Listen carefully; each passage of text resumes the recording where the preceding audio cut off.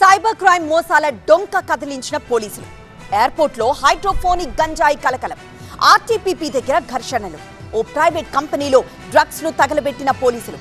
ఇలాంటి వార్తలను ఇప్పుడు 30 సెకండ్స్ ఫుల్ న్యూస్ లో చూద్దాం.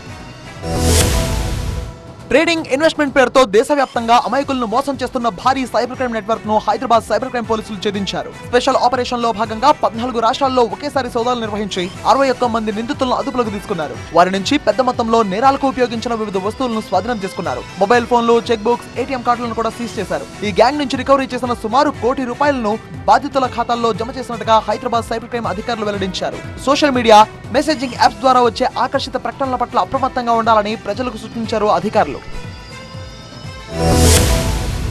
హైదరాబాద్ లో వరుసగా డ్రగ్స్ పట్టుబడుతుండడం తీవ్ర కలకలం రేపుతోంది. ప్రధానంగా శంషాబాద్ ఎయిర్పోర్ట్ లో ప్రయాణికుల దగ్గర భారీ మొత్తంలో డ్రగ్స్ దొరుకుతుండడం ఆందోళన కలిగిస్తోంది. తాజాగా DRI అధికారుల తనిఖీల్లో దుబాయ్ నుంచి వచ్చిన ఓ మహిళా ప్రయాణికురాల దగ్గర హైడ్రోఫోనిక్ గంజాయి భారీగా దొరికింది. విమానం దిగి వస్తున్న ప్రయాణికురాల్ని DRI అధికారులు చెక్ చేయడంతో గుట్టురట్టయింది. ఆమె సామగ్రిని తనిఖీ చేయగా ప్యాకెట్ల రూపంలో దాచిన ₹12 కోట్ల విలువైన 12 కిలోల హైడ్రోఫోనిక్ గంజాయి బయటపడింది. దీంతో దుబాయ్ నుంచి వచ్చిన ప్రయాణికురాల్ని DRI అధికారులు అరెస్ట్ చేశారు. ఆమెపై కేసు నమోదు చేసి హైడ్రోఫోనిక్ గంజాయికి సంబంధించిన దర్యాప్తు చేపట్టారు.